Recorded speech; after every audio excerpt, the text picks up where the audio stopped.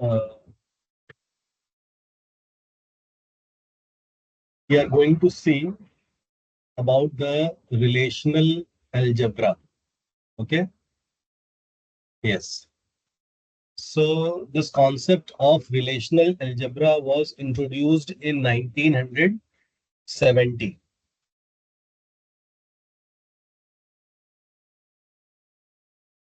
and with the help of relational algebra we can access the database. So basically this is the base of SQL. अगर हम इसको थोड़ा सा और easy way में समझें तो हम ये कह सकते हैं कि जो आपका एसक्यूएल है, जो आपकी क्वेरी लैंग्वेज है,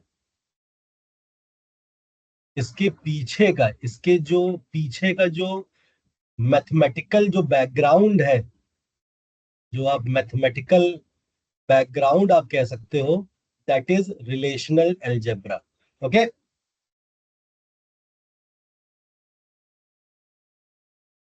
Or as you all know that with the help of SQL you access the database. So here also with the help of relational algebra you access the database. So since it is the mathematical background of relational algebra, mathematical background of SQL, so it is full of mathematical expressions. Okay. तो ये जो आपका relational algebra है ये एक तरह का theoretical model है किसी भी डेटाबेस को एक्सेस करने के लिए. अब जब आप ये सब्जेक्ट पढ़ोगे, ये टॉपिक पढ़ोगे, then you will see different types of operators. Few are basic operators and some are derived operators. In your labs, you have already seen these operators like join, inner join, outer join, left join, right join. We will also see what is intersection, and this division is not in your course for this semester. And then we will see basic operators like this: projection, selection, cross product, union, rename, and set difference. One by one, we will see all the operators and uh, basic operators and these derived operators we will be seeing. So we will start with the first projection operator. So let's say what is a projection operator? The representation of projection operator is with this symbol. This is a representation of projection operator. Let's say there is a relation. The name of this relation is a student and there are three attributes: roll number, name and age. तो ये इसके records है, record number 1, record number 2, record number 3. ठीक है. अब याद रखिए हमेशा जब प्रोजेक्शन जो ऑपरेटर होता है ये कब काम करता है.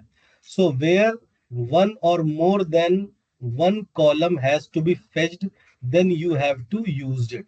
मतलब जब आपको कॉलम्स को फेच करना है, मतलब आपको रोल नंबर फाइंड आउट करना है, आपको एज फाइंड आउट करनी है, आपको नेम फाइंड आउट करना है. आपसे क्वेश्चन पूछा गया है कि retrieve the name of this candidate, retrieve the age of this student. जब इस तरह से आपको बोला जाए कि fetch the column, then in that case projection operator is used. तो आप इस तरह से इसको याद कर सकते हो कि प्रोजेक्शन को हम कब यूज करेंगे, जब क्वेश्चन में आपसे क्लियरली पूछा जाए कि कॉलम फेच करना है. ठीक है. तो basically it रिट्राइव्स the data from the database. अब एक छोटा सा क्वेश्चन देखते हैं फॉर दिस पर्टिकुलर रिलेशन. की क्वेश्चन है आपसे, retrieve the roll number from the table student.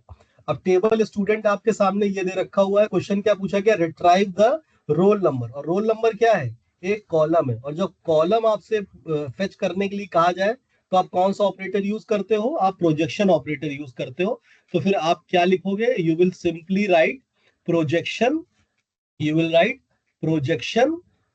ठीक है. मतलब आप फेच कर रहे हो.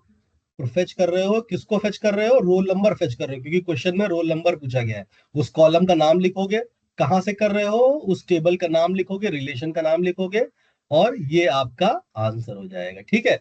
इसको करने से आंसर क्या आएगा? इसको करने से ये आंसर आएगा. ठीक है. रोल नंबर 1 2 3, तो ये पूरा आपका आंसर आ जाएगा. तो इस तरह से आपका प्रोजेक्शन ऑपरेटर काम करता है. ठीक है. देन अगर आपसे क्वेश्चन पूछा जाए कि retrieve the roll number name from the student table, तो बिल्कुल सिंपल है.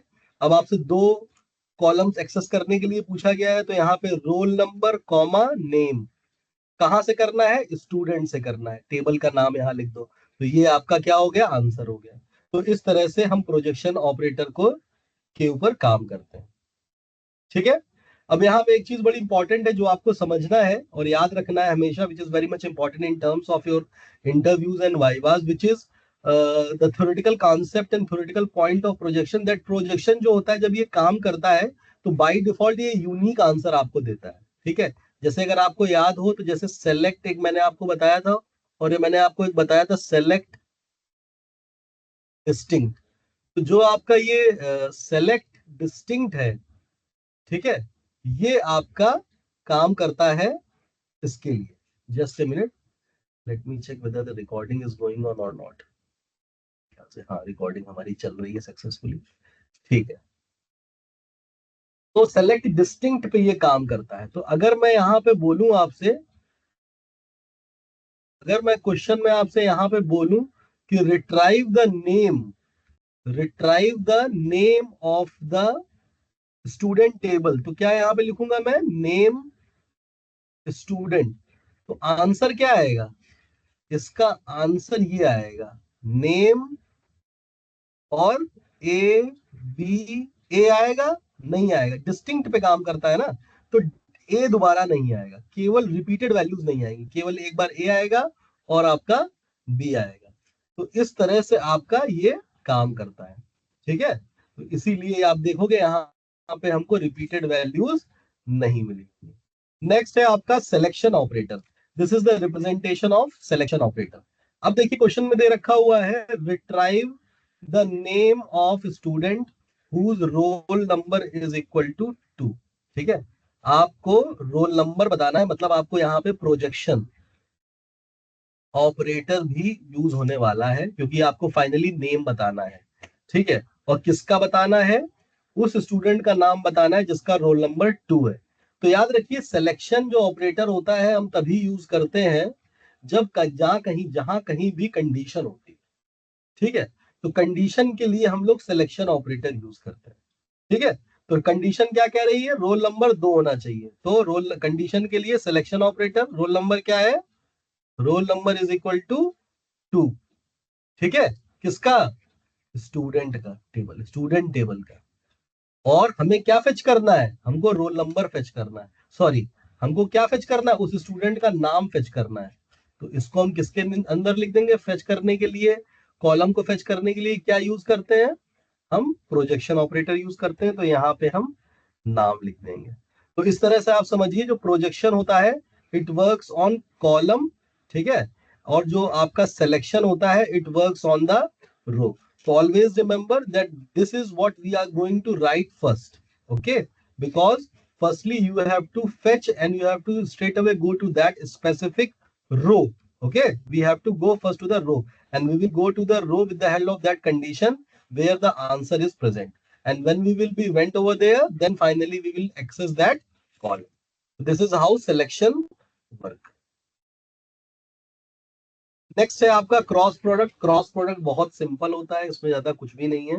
क्रॉस प्रोडक्ट मैं आपको इस तरह से बता दूं कि क्रॉस प्रोडक्ट कैसे काम करता है। अगर ये ए बी सी लिखा हुआ है 1 2 3 2 1 4, पहले आप इसको ऐसे देख लीजिए। फिर सी डी ई लिखा हुआ है 3 4 5 2 1 2। ये कैसे आपको आंसर मिला है, एक आपका रिलेशन है R1, एक आपका रिलेशन है R2।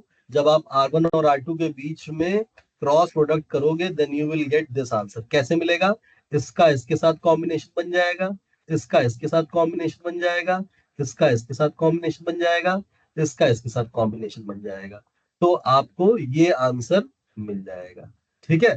तो जो आपको फाइनल आंसर मिलता है, जैसे ये जो आपको फाइनल आंसर मिलता है, इसमें कॉलम्स कितने होते हैं, जो आपका R1 और R2 है ना, उसमें कॉलम्स कितने हैं, 3 और 3 है। 3 + 3 कर दो तो ये 6 हो जाएगा। तो 6 कॉलम आपके होंगे फाइनल आंसर में। ठीक है। देखिए 6 कॉलम है, 1 2 3 4 5 6। और रोज देखिए, रोज कितनी है R1 और R2 में, R1 और R2 में कितनी रोज है, पहली R1 में देखिए 2 रोज है, यहाँ पे भी दोनों के पीछे मल्टीप्लाई कर दीजिए 4। तो 4 हो जाएंगी रोज और 6 हो जाएंगे कॉलम। ठीक है। तो आप देखिए 4 रोज आपको यहाँ पर मिल जाएगी। तो इस तरह से आपका ये काम करता है। क्या कब हम क्रॉस प्रोडक्ट करते हैं, क्रॉस प्रोडक्ट क्योंकि कभी कभी क्या होता है, कुछ ऐसे सवाल होते हैं, there are some questions that requires the data collection from the multiple tables. So in that case what you need to join the table. This require join operator. जब हमको मेरे पास मल्टीपल टेबल्स होती है, मल्टीपल अलग अलग tables होती है, ये अलग टेबल, ये अलग टेबल है. तो अब हमसे बोला गया है कि मतलब हमको एक ही टेबल में ये सारा डेटा चाहिए. तब इस तरह का कोई क्वेश्चन हमसे पूछा जाए, तब हम उस केस में, या हमसे क्वेश्चन पूछा जाए हमको इसका ये इतने सी और डी का डेटा चाहिए और इसका ए का डेटा चाहिए, तो इट इज बेटर कि हम दोनों को हम लोग ज्वाइन कर दें. तो ऐसी सिचुएशन में हम लोग ज्वाइन ऑपरेटर या फिर क्रॉस प्रोडक्ट ऑपरेटर को अप्लाई करते हैं. This is how it works. अब देखिए ज्वाइन और क्रॉस प्रोडक्ट में क्या होता है. अगर जब ज्वाइन की हम बात करते हैं, स्पेसिफिकली मैं ज्वाइन की बात करता हूं, जब ज्वाइन की हम बात करते हैं तो at least one column should be same in order to perform join operation. लेकिन क्रॉस प्रोडक्ट जब हम करते हैं, जो अभी हमने थोड़ी देर पहले सीखा है, क्रॉस प्रोडक्ट में कोई कॉलम सेम हो या ना सेम हो, कोई फर्क नहीं पड़ता है. लेकिन जब आप ज्वाइन ऑपरेटर लगाओगे किसी भी दो रिलेशन के बीच में, तो उन दोनों के बीच में एक कॉमन कॉलम होना मैंडेटरी है. ठीक है, ये बात हमेशा याद रखिए. नेक्स्ट देखिए सेट डिफरेंस. अब सेट डिफरेंस देखिए, the set difference is represented by this minus sign. Okay, अब देखिए, अब अगर मैं कहता हूं a माइनस बी, तो a माइनस बी का मतलब होता है a बट नॉट b, और a इंटरसेक्शन b. मतलब a की सारे वैल्यूज होंगी लेकिन b की वैल्यूज नहीं होंगी जो a में होंगी. तो इसका मतलब देखिए S1 की क्या है 1 2 3, और S2 में क्या है 3 4. तो मैंने S1 माइनस S2 किया, तो हमको क्या मिला 1 2. मतलब S1 की वैल्यूज लेकिन S2 की नहीं. तो S2 में क्या है, S2 में क्या है 3 है, तो S1 वाली हम वैल्यू कंसीडर नहीं करेंगे. तो आंसर क्या आएगा 1 2 आएगा. तो इसी तरह से हम S2 माइनस S1 कर देंगे, तो 3 माइनस 4 इज इक्वल टू 1 2 3. तो 3 माइनस 4, तो 3 इधर है, आपको देखिए 3 है, तो 3 हट जाएगा, तो केवल क्या बचेगा, केवल S2 की वैल्यूज, तो 4. तो यहां से क्या कह सकते हो कि this is not a commutative property.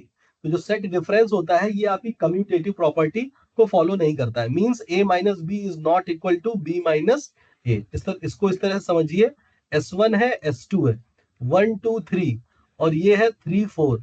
अगर मैं S1 माइनस S2 कर रहा हूं, तो S1 की वैल्यू बट S2 की वैल्यू नहीं, मतलब S1 की वैल्यू मतलब 1 2 3 S1 की वैल्यू, लेकिन इसमें S2 की वैल्यू नहीं होनी चाहिए. लेकिन S2 की वैल्यू है कौन सी है 3 है, तो हटा दो, तो क्या बचा 1 2. देखो 1 2 बचा. ठीक है, तो this is how we solve the problem of. ये तो हमने बेसिक है, जो हम लोग क्लास 12th में पढ़ते थे, वहां पे हम ये पढ़ते थे. ठीक है, अब हम देखेंगे कि ये रिलेशनल अलजेब्रा में कैसे काम करता है. हमारे पास दो टेबल्स हैं, एक स्टूडेंट टेबल है, एक एम्प्लॉय टेबल है. ठीक है, तो स्टूडेंट टेबल देखिए, यहाँ पे स्टूडेंट टेबल में रोल नंबर है, नेम है. एम्प्लॉय टेबल में एम्प्लॉय नंबर है, नेम है. ठीक है, अब देखिए रूल्स क्या होते हैं अगर आपको सेट डिफरेंस को अप्लाई करना है. ठीक है, सबसे पहला रूल कहता है number of columns must be same. ठीक है, अगर आप डिफरेंस ऑपरेशन परफॉर्म कर रहे हो between the two tables, then always remember that the number of columns must be same. तो यहाँ पे दो कॉलम है, यहाँ दो कॉलम है. ठीक है, फिर domain of columns must be same. तो डोमेन मतलब जो डेटा वैल्यूज है उसकी वैल्यूज जो होती है वो सेम होनी चाहिए. मतलब जैसे पहले कॉलम में 1 2 3 है, तो यहाँ पे भी डिजिट्स होनी चाहिए. अगर सेकंड वाले में कैरेक्टर्स है, तो यहाँ पर भी कैरेक्टर्स होने चाहिए. तो क्वेश्चन आपसे सिंपल क्वेश्चन पूछ रहा है स्टूडेंट माइनस एम्प्लॉय. तो मतलब इस क्वेश्चन में इसने पूछ लिया है स्टूडेंट, मैं थोड़ा सा शॉर्टकट में लिख रहा हूं, स्टूडेंट माइनस एम्प्लॉय. तो आंसर क्या आएगा, रोल नंबर और नेम. ठीक है, अब आप सोचेंगे कि सर आपने ये रोल नंबर क्यों लिख दिया है. आप क्योंकि यहाँ पे आप स्टूडेंट और एम्प्लॉय को माइनस कर रहे हो, तो कॉलम आप कैसे डिसाइड करोगे. आपने इस रोल नंबर यहाँ पे क्यों लिखा, आपने एम्प्लॉय नंबर यहाँ क्यों नहीं लिखा. चलो नेम तो सर समझ में आता है कि यहाँ पे आपने नेम इसलिए लिखा हुआ है क्योंकि दोनों जगह नेम लिखा हुआ है. तो रोल नंबर क्यों लिखा. तो हमेशा याद रखो, जो पहले आता है, जिसको पहले माइनस कर रहे हो, हमेशा उसके एट्रीब्यूट को आप लिखोगे. तो स्टूडेंट माइनस एम्प्लॉय कर रहे हो, तो स्टूडेंट का जो पहला एट्रीब्यूट है, जो रोल नंबर है, उसको मैं यहाँ पर लिखूंगा. तो मैं क्या लिखूंगा यहाँ पे 1 2 3 माइनस 7 1 कर दो, तो 1 2 3 -7 1, तो 1 आपका आ रहा है, तो 1 को हटा दो तो 2 3 बचा। इधर आपका क्या बचा, A B C, A B C से ई ए हटा दो तो ई तो है ही नहीं, ए हटा दो तो बचा ये। तो फाइनल आंसर क्या आया, 2B और 3C। ये देखो 2B और 3C। तो इसी क्वेश्चन को अगर आपसे क्वेरी के फॉर्म में पूछा जाएगा, then it will be asked in this manner that find the name of the person who is a student but not employee। ठीक है, इस तरह से इस क्वेश्चन को आपसे पूछा जाएगा। तो इस चीज को देख लीजिए अच्छे से। तो जो स्टूडेंट है एम्प्लॉय नहीं है, तो मतलब स्टूडेंट को, मतलब स्टूडेंट पहले फाइंड आउट करो। स्टूडेंट को फाइंड आउट करना मैंने बता दिया है प्रोजेक्शन के थ्रू, और एम्प्लॉय को फाइंड आउट करना बता दिया है प्रोजेक्शन के थ्रू। दोनों के बीच में माइनस ऑपरेशन लगा दो तो आपका ये आंसर आ जाएगा। ठीक है, तो this is how you solve the questions of the set difference. मैं एक बार इसको थोड़ा सा और एक्सप्लेन कर देता हूं आपके लिए। आपको नेम ऑफ द पर्सन बताना है, मतलब फाइनली आपको प्रोजेक्शन ऑपरेटर बताना है। किसका बताना है, स्टूडेंट बट नॉट एम्प्लॉय। तो स्टूडेंट, मुझे नेम ऑफ स्टूडेंट बताओ क्या होगा। आ गया। और not employee, name of employee बता दो। आ गया। बस दोनों को माइनस कर दो, जो भी आंसर आएगा वो आपका आंसर हो जाएगा। तो नेम माइनस नेम करना है, तो मतलब ए बी सी माइनस ई ए करना है, तो क्या आंसर आएगा, बीसी आ जाएगा। तो वही आंसर आ गया, बीसी। ठीक है, सिंपल है बिल्कुल। तो याद रखिए, एक और डेफिनेशन मैंने यहाँ पे आप लोगों के लिए मेंशन कर रखी हुई है। रिलेशनल अलजेब्रा क्या है, relational algebra is a procedural query language which take the relation as input and generate relation as output. एक तरह का मैथमेटिकल एक्सप्रेशन को एक्सप्लेन करने के थ्रू है, which gives you the theoretical foundation for the relational dB and the SQL.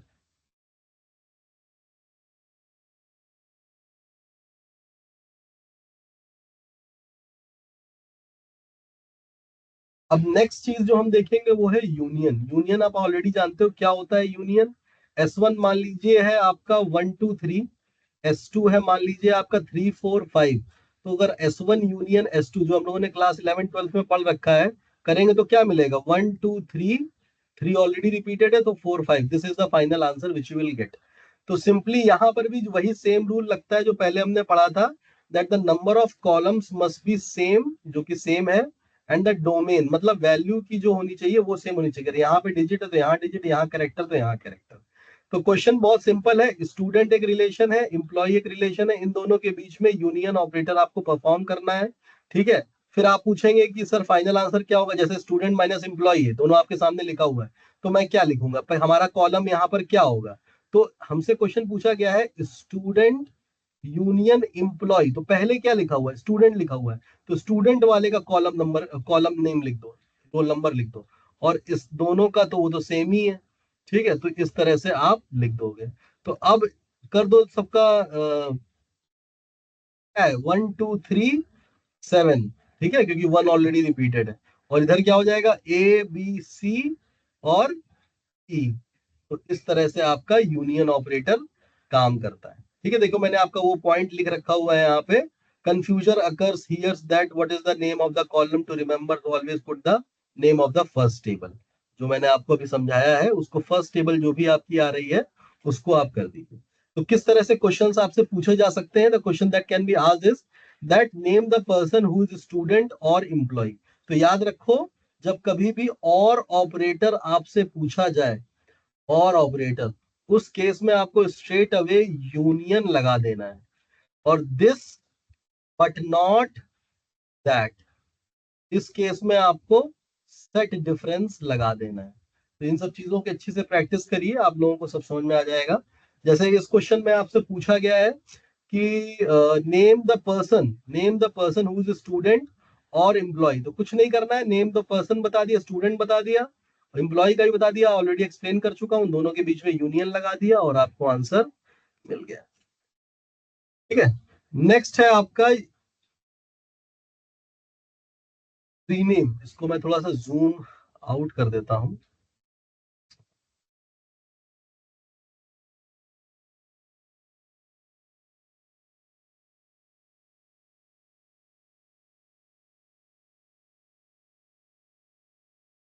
ठीक है, ये देखिए, अब यहाँ पे क्वेश्चन जो है आपसे पूछा गया है, जस्ट मिनट थोड़ा सा,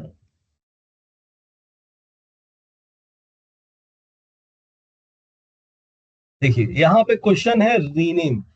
तो देखिए अगर मान लीजिए ये एक टेबल है, बहुत सिंपल है, अगर आपकी एक रिलेशन दे रखा हुआ है और रिलेशन है एक्स, इसके अंदर तीन एट्रीब्यूट्स हैं ए बी और सी, ठीक है। तो आपसे क्वेश्चन अगर पूछा जाए कि देख ये देखिए क्या है, ये सिलेक्शन ऑपरेटर है, कुछ कंडीशन दे रखी हुई है, ये आपका रिलेशन है, और फाइनली हमने फेच क्या किया हुआ है, कॉलम्स ए और बी। तो आपका आउटपुट क्या आएगा, इस तरह से आएगा, ये आपकी न्यू टेबल बन जाएगी। तो क्वेश्चन पूछा गया जो ये नई टेबल आपने फेच आउट करी है, इसको रीनेम कर दो। तो कुछ नहीं करना है, जो ये आपने पूरी क्वेरी, इस क्वेरी के आगे आप ये लिख दीजिए, ये जो आपका रिप्रेजेंटेशन है, ये रिप्रेजेंटेशन है। जो भी इस टेबल को नया नाम देना चाहते हो, एम्प्लॉय नया नाम, अभी तक इसका नाम एक्स था, अब मैंने इसका एम्प्लॉय दे दिया। अब जो आपके इसके नए एट्रीब्यूट्स है, उसको नया नाम देना चाहते हो तो सी डी आप दे दो। जो भी लिखना चाहते हो आप उसको लिख दो, तो आपको फाइनली जो टेबल मिल जाएगी वो इस तरह से आपको मिल जाएगी। ठीक है, आई होप ये पॉइंट क्लियर है, बिल्कुल सिंपल है। ठीक है, तो सिंटेक्स इसका देख लो अच्छे से एक बार। सिंटेक्स ये है कि ये आपका कोई भी रिलेशन है, ये एग्जिस्टिंग रिलेशन है। एग्जिस्टिंग रिलेशन के सामने आपको क्या लगाना है, ये this is the representation of renaming any new table, this is the name of new table and these are the attributes of the new table. ठीक है, तो इसको एक बार रिपीट करके देख लीजिएगा, आपको क्लियर हो जाएगा कि किस तरह से हमने इस वाली क्वेरी से इसको फेच आउट किया है। अब ये नई टेबल है, अब इस नई टेबल को मुझे रीनेम करना है, तो बस उसके आगे मैंने ये लगा दिया है और उसके सिंटेक्स को समझ लिया है, और वो आपका काम हो गया है। नेक्स्ट है आपका इंटरसेक्शन। ठीक है, यूनियन पढ़ लिया है, इंटरसेक्शन पढ़ लिया है। तो अब इंटरसेक्शन है, आप बिल्कुल सिंपल है, ए है बी है, ए इंटरसेक्शन आपसे बी पूछा जाए तो क्या होगा, आपको पता है कि जो जो कॉमन होगा वो होगा। तो यहाँ पे टू कॉमन है, फोर कॉमन है, बाकी कुछ कॉमन नहीं, तो आंसर आ गया टू फोर। तो it include all the tuples that are present in both the relations. ठीक है,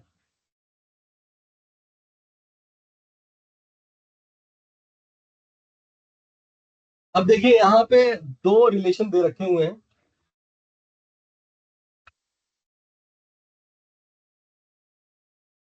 दो रिलेशन आपको यहाँ पे दे रखे हुए हैं, रिलेशन नंबर एक है आपका आर और दूसरा है एस। दो एट्रीब्यूट्स इधर है, दो एट्रीब्यूट्स इधर है। ठीक है, क्वेश्चन पूछा गया है retrieve the name of the employees who are present in both. देखिए क्वेश्चन को अगर आप समझ लेंगे ना, then only you will be able to understand that what operator you have to use. मैंने जैसा कि अभी कुछ देर पहले बताया, अगर और लिखा हुआ है और दिस और दैट, तो यूनियन यूज कर लो। दिस बट नॉट दैट, तो सेट डिफरेंस यूज कर लो। अब क्या है, दो जो दोनों में प्रेजेंट हो, तो दो और चार कहाँ है, दोनों में प्रेजेंट है, तो हमें क्या यूज करना होगा, इंटरसेक्शन। तो अगर ये कुछ टर्मिनोलॉजीज को याद रखोगे तो क्वेश्चन सारे सॉल्व कर लोगे। तो क्वेश्चन है retrieve the name of the employee, मतलब आपको नेम ऑफ द एम्प्लॉय बताना है which are present in both. तो सबसे पहले क्या है, पहले इसके एम्प्लॉयज को फेच आउट कर लो, फिर इसके एम्प्लॉय नेम्स को फेच आउट कर लो, फिर उनके बीच में इंटरसेक्शन कर लो। तो वही किया हुआ है, प्रोजेक्शन ऑपरेटर लगा दिया है, employee name of R, employee name of S. तो यहां से मिल गया एबीसी, यहां से मिल गया एबीडी, दोनों के बीच में लगा दी कि दोनों प्रेजेंट हो, इंटरसेक्शन, तो आंसर मिल गया ये। ठीक है, तो इस तरह से आप इंटरसेक्शन ऑपरेटर को यूज करते हो। देखिए बहुत सिंपल है, बस इसको थोड़ा सा समझने की जरूरत है। ठीक है, आई होप क्लियर हो गया होगा। मैं बार बार आपको ये नहीं समझा रहा हूं, क्योंकि already I have explained you this many times कि हम क्या कर रहे हैं।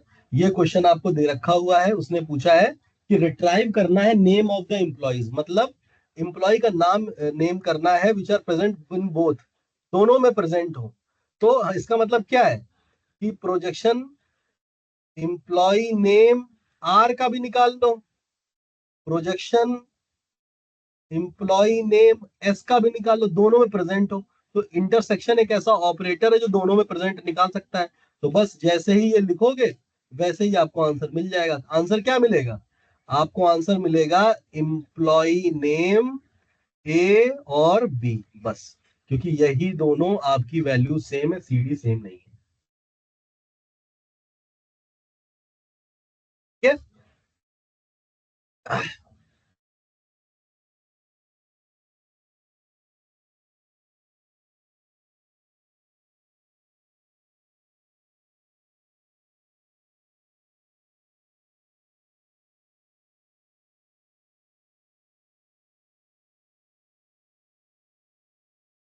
अब देखिए हम सीखने वाले हैं what is join, this is very important. अब ज्वाइन से पहले मैंने एक चीज आपको पहले ही बता दी है, which is about join, that join तभी करोगे जब दोनों टेबल्स के बीच में कुछ ना कुछ कॉमन होगा, ठीक है, तभी ज्वाइन हो सकता है, अदरवाइज ज्वाइन नहीं हो सकता है। और ज्वाइन आप ऑलरेडी पढ़ चुके होगे अपनी लैब्स में भी, उसका प्रैक्टिकल डिमॉन्स्ट्रेशन आपने करा होगा, ठीक है। तो देखिए यहाँ पर it is use to combine the related tuples from two relations into single, ठीक है। एक एम्प्लॉय टेबल है, एक डिपार्टमेंट टेबल है, इन दोनों के बीच में ज्वाइन तभी कर पाओगे जब इन दोनों टेबल के बीच में एट लीस्ट एक कॉलम सेम होना चाहिए। ज्वाइन को रिप्रेजेंट करते हो ऐसे, ठीक है। This is the representation of join and it is quite similar to cross and Cartesian product. Not exactly similar, क्योंकि जो क्रॉस प्रोडक्ट होता है वहां पे कोई सिमिलैरिटी टेबल में हो या ना हो क्रॉस प्रोडक्ट हो जाता है, लेकिन ज्वाइन में सिमिलैरिटी होनी चाहिए। क्या सिमिलैरिटी होनी चाहिए? At least one column must be same. तो ज्वाइन देखिए, combination of tuples that satisfy the filtering matching condition, मतलब एक आपका एटलीस्ट सेम होना चाहिए। कार्टेशियन और क्रॉस प्रोडक्ट में आप कैसे भी कर दो, कोई दिक्कत वाली बात नहीं है, ठीक है। तो ये चीज है।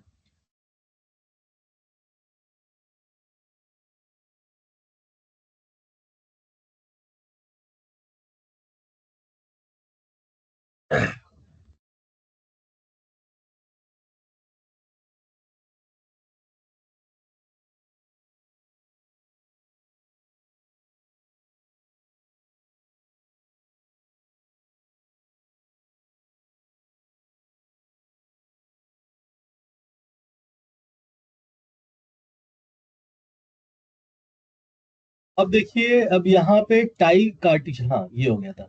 तो टाइप्स ऑफ ज्वाइन, कितने तरह के ज्वाइन हम सीखने वाले हैं। तो दो तरह के ज्वाइन होते हैं, एक होता है इनर ज्वाइन, एक होता है आउटर ज्वाइन, ठीक है। एक होता है इनर ज्वाइन, इतना जो लिखा हुआ इससे कंफ्यूज मत होइएगा, ये सब कोई कुछ नहीं है।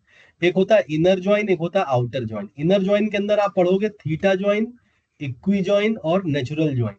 और आउटर ज्वाइन के अंदर पढ़ोगे left join, right join, full outer join. तो ये सब तो आपने प्रैक्टिकल डिमॉन्स्ट्रेट करके देख ही लिया होगा लैब में। अब देखो थीटा ज्वाइन कब यूज करते हैं, याद रखो, थीटा ज्वाइन तब यूज करते हैं जब कंपैरेटिव ऑपरेटर्स आ जाते हैं। जब आपको किसी भी तरह का कोई कंपैरिजन करना है, less than, equal to, greater than, equal to, less than, greater than, not equal to, इस तरह का कंपैरिजन आपको करना है। किसी कोई कंडीशन दे रखी हुई जहां पे कंपैरिजन है, तो समझ जाओ थीटा ज्वाइन।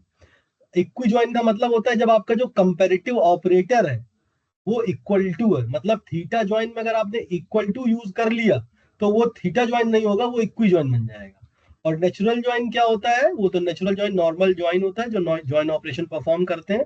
और इसका मतलब होता है, मतलब दोनों के बीच में एटलीस्ट कोई एक कॉलम सेम होना चाहिए। उसके पास लेफ्ट आउटर ज्वाइन क्या होता है? मतलब लेफ्ट के सारे टपल्स होंगे और कॉमन होंगे। राइट के क्या होते हैं? राइट के सारे टपल्स होंगे, राइट टेबल के सारे टपल्स होंगे और कॉमन वाले होंगे, ठीक है। और फुल आउटर ज्वाइन का मतलब क्या होता है? दोनों के होंगे।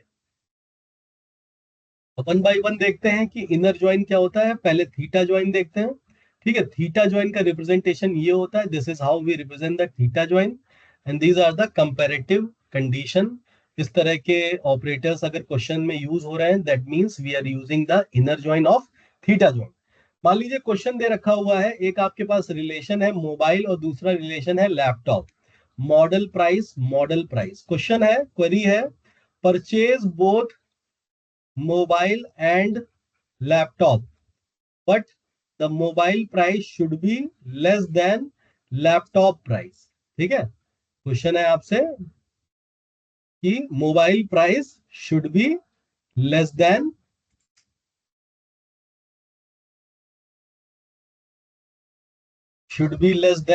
लैपटॉप प्राइस, ठीक है। तो पूरा देखिए यहाँ पर किस तरह से करते हैं इसको, कि परचेज बोथ, आपको मोबाइल और लैपटॉप दोनों परचेज करना है, कि जो जो आपका मोबाइल का पैसा है वो आपका लैपटॉप के पैसे से कम हो। इसका मतलब ये है आपको मोबाइल भी खरीदना है और आपको लैपटॉप भी खरीदना है। तो इसलिए हमारे पास क्या होना चाहिए, हम दोनों टेबल के बीच में ज्वाइन कर देंगे। ठीक है, दोनों टेबल के बीच में ज्वाइन लगा देंगे। मतलब हमें क्या करना है, ज्वाइन ऑपरेशन परफॉर्म करना है।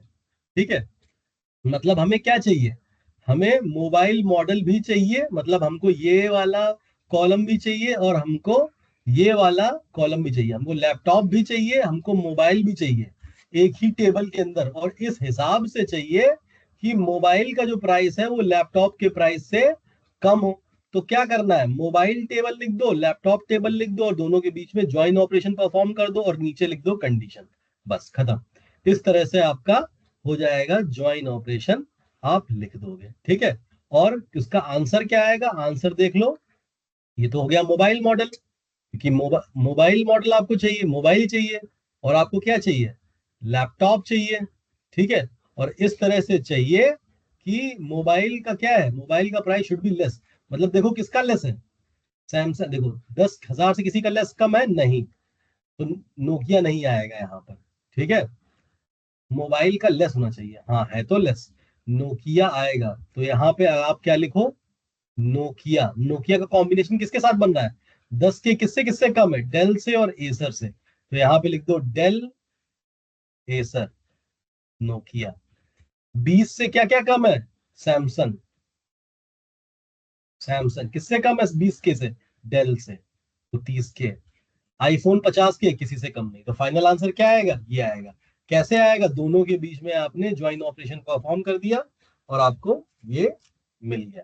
अब मान लो क्वेश्चन में पूछा गया है कि इक्वल टू ऑपरेशन करना है, तो आप इक्वल टू लगा दो। ठीक है, इक्वल टू लगा दो, mobile and laptop price should be same. तो ये जो आपका थीटा ज्वाइन है ये क्या बन जाएगा, ये आपका बन जाएगा इक्वी ज्वाइन। ठीक है, वही चीज मैंने यहाँ पे लिखी हुई है, जो थीटा ज्वाइन है that will become the equi join, equal to the operator it is used, then it will become the equi join. ठीक है, तो इस तरह से इन सवालों को आप देखते हुए लगाते हैं। फिर आपका आता है नेचुरल ज्वाइन, ये बड़ा सिंपल है, इसमें कुछ नहीं करना होता है, बस जो मैंने आपसे बात बोली थी उस कॉमन हम देखते हैं। Natural join operation forms the Cartesian product of its argument perform selection forcefully equality to other. इसमें मतलब कहने का मतलब ये है कि is a kind of a binary operator. इसमें बस इतना याद रखिए कि ये तभी कर सकते हो जब दोनों टेबल्स में या दोनों रिलेशंस में कुछ ना कुछ कॉमन हो। तो यहाँ पे थोड़ा सा मैं लिख देता हूँ क्योंकि थोड़ा सा ये गंदा हो गया है। नेम है, एम्प्लॉय आईडी है और डिपार्टमेंट नेम है। ठीक है, और यहाँ पर भी क्या है, ये एक आपकी डिपार्टमेंट है और डिपार्टमेंट नेम है और मैनेजर है। ठीक है, तो क्या क्या है, finance, sales, M2, M1, ABC, 321, finance, sales, sales. तो किस तरह से होगा, देखिए हम इन दोनों के बीच में क्या नेचुरल ज्वाइन कर सकते हैं, हाँ कर सकते हैं। क्यों, क्योंकि यहाँ पर क्या है, एक ऐसा कॉलम है जो कॉमन है। कौन सा वो कॉलम है, वो कॉलम है डी नेम। ठीक है, तो सबसे पहले कैसे होगा, हम इसको लिखेंगे इसके साथ, क्योंकि फाइनेंस फाइनेंस कॉमन। फिर हम और कुछ लिख सकते हैं, इसके साथ कुछ नहीं लिख सकते हैं। फिर हम इसको लिखेंगे इसके साथ। ठीक है, फिर हम इसको लिखेंगे इसके साथ। तो 3 कॉलम्स आपके आ जाएंगे इस तरह से, देखिए आपने। और क्या लिखना है, बस आपको इस तरह से रिप्रेजेंट करना है, एम्प्लॉय नेचुरल ज्वाइन डिपार्टमेंट, और डी नेम है यहाँ पर एक कॉमन एट्रीब्यूट है। तो इस तरह से नेचुरल ज्वाइन आपका काम करता है। यहाँ पे मैंने इसको थोड़ा सा रिप्रेजेंटेशन के फॉर्म में एक्सप्लेन कर रखा हुआ है, अगर आप ध्यान से देखें कि पहले A1 फाइनेंस मैच हुआ है तो M1 तो ये होका हो गया, फिर A1 फाइनेंस सेल्स के साथ नहीं हुआ तो ठीक है, तो उसको आपको मैचिंग करके दिखाइए। तो इस तरह से आपका नेचुरल ज्वाइन काम करता है, मैचिंग होती है, और based on this matching it works. I hope this point is clear to all of you. ठीक है, अब नेक्स्ट देखिए, नेक्स्ट हम देखते हैं आउटर ज्वाइन, क्योंकि अब ऑलमोस्ट खत्म हो गया है। अब ये सब चीजें तो आपने लैब में अपना कवर अप कर ही लिया है, तो इसको एक बार जल्दी जल्दी देख लेते हैं, बहुत इंपॉर्टेंट है। लेकिन देखिए आउटर ज्वाइन क्या होता है, outer join it is used when we want to keep all the tuples in either relation and the result of the join regardless of whether they are not mapping coupled। ठीक है, तो basically इसमें हम 2 join 3 join पढ़ने वाले हैं, एक left join पढ़ने वाले हैं और एक राइट ज्वाइन पढ़ने वाले हैं, और एक हम पढ़ने वाले हैं फुल फुल ज्वाइन। ठीक है, तो वन बाय वन हम पढ़ते हैं। लेफ्ट ज्वाइन पहले पढ़ते हैं, क्या होता है लेफ्ट ज्वाइन। तो लेफ्ट ज्वाइन नाम से ही क्लियर है, लेफ्ट ज्वाइन का मतलब है जब आप लेफ्ट और राइट दो रिलेशन के बीच में ज्वाइन, लेफ्ट ज्वाइन करोगे, तो जो लेफ्ट वाला रिलेशन होगा इसके सारे टपल्स आंसर में आएंगे। और क्या आएगा, इन दोनों के बीच में जो कॉमन होगा। ठीक है, तो कर लेते हैं इसको। ये क्वेश्चन है आपसे, एक है रिलेशन आर, एक है रिलेशन एस, इसके बीच में आपसे कहा गया है कि लेफ्ट ज्वाइन करो। This is the representation of left join. Left join करो तो आंसर क्या आएगा, तो इसका आंसर आएगा आर। ठीक है, और आपके इन दोनों के बीच में देखो कॉमन क्या है, ये है, तो ई नेम, डी आई डी और डी नेम। तो लेफ्ट वाला तो सब कुछ आएगा, तो सबसे पहले ए वन तो आएगा आएगा, तो ए वन किसके साथ मैचिंग हो गई, वन डी वन के साथ, तो वन डी वन। और बताओ ए वन की किसी साथ मैचिंग हुई, नहीं। अब बी टू की बताओ किसके साथ मैचिंग हुई, B two two D two, B two two D two हो गई। अब बताओ और कोई मैचिंग हुई टू के साथ, तो सी थ्री की कोई मैचिंग किसी के साथ हो रही है, नहीं हो रही है। लेकिन हम लेफ्ट ज्वाइन कर रहे हैं तो हमारा ये भी आएगा, तो सी थ्री यहां पे क्या हो जाएगा, नल हो जाएगा। क्यों, क्योंकि लेफ्ट ज्वाइन कर रहे हैं, लेफ्ट के सारे रिकॉर्ड्स हमारे फाइनल आंसर में होंगे। ये क्यों मिला, बिकॉज ऑफ मैचिंग। ये क्यों मिला, बिकॉज ऑफ मैचिंग। ये क्यों नहीं मिला, मैचिंग नहीं हुई बट स्टिल सी थ्री क्यों आया, क्योंकि लेफ्ट ज्वाइन हमने किया है। The row is written because left outer join, so left R tuples will be there. इस तरह से बिल्कुल सेम इसका उल्टा आप राइट आउटर ज्वाइन हो जाएगा। ठीक है, जस्ट इसका उल्टा है। आपने आर और एस है, ठीक है, तो क्या होगा, E name, D I D, D name, R S. अब ये इसका आपका राइट आउटर ज्वाइन है, तो ये रिप्रेजेंटेशन आपका राइट आउटर ज्वाइन का होता है। क्या करेगा ये, keeps every tuple in the second right relation. ठीक है, तो अब क्या होने वाला है यहाँ पे देखिए, मैचिंग कराइए। A one one D one, matching वाली तो सब आएंगे ही आएंगे, A one one D one. और क्या है matching, A one one D one, और तो यार कुछ मैचिंग है ही नहीं, बी टू टू के साथ नहीं है, कुछ भी नहीं है। तो बचा क्या, हाँ ये है सी वन वन डी वन, सी वन वन डी वन।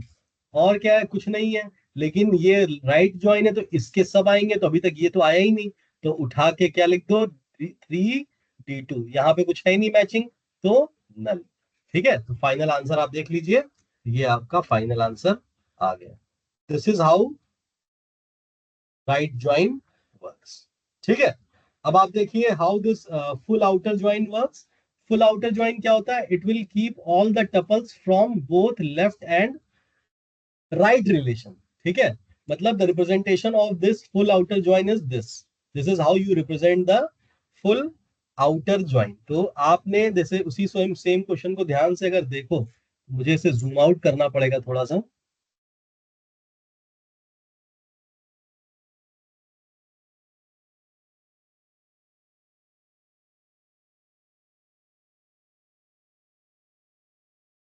ठीक है, ध्यान से देखिए।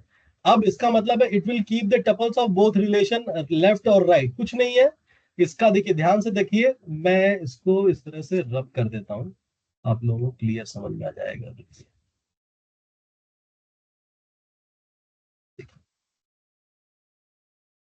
अब देखिए, ई नेम आ गया, डी आई डी आ गया, और डी नेम आ गया।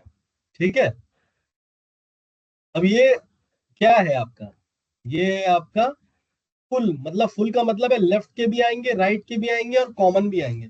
तो मुझे बताओ A one one D one match हो गया, A one one D one match हो गया, डी टू मैच नहीं हुआ, और क्या मैच हुआ, C one one D one match हो गया, C one one D one match हो गया।